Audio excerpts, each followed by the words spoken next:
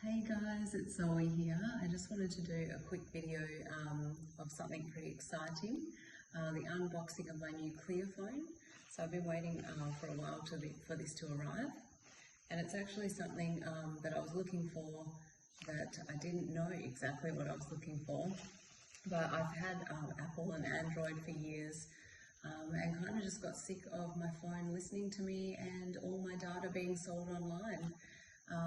I thought about going back to a dumb phone without the smartphone capabilities, but to be honest, I like having a smartphone, and that's what I like to use in my day-to-day life, and become unfortunately pretty reliant on a smartphone. So I actually came across the Clearphone, which is perfect for me because it is a smartphone, but you completely own it, own your data. No one else does. You have your own, it's a decentralized phone, and you have your own key. So nobody else can access the data on this phone except you. So here it is. I'm going to take it out of the packet. This is the Clearphone 420. So there's three models. This is the middle range model. So let's open it up. Maybe I'll just...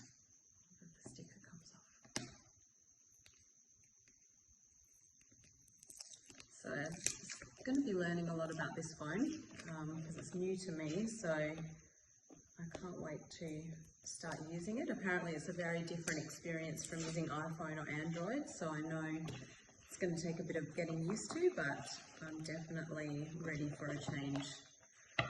So here it is, my Clearphone.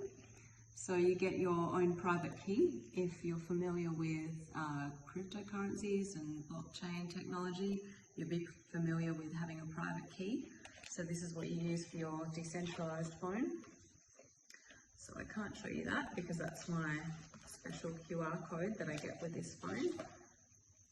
But here is the phone. It's pretty nice. It's probably about slightly smaller than my iPhone 8 Plus. Well due for an upgrade with this one.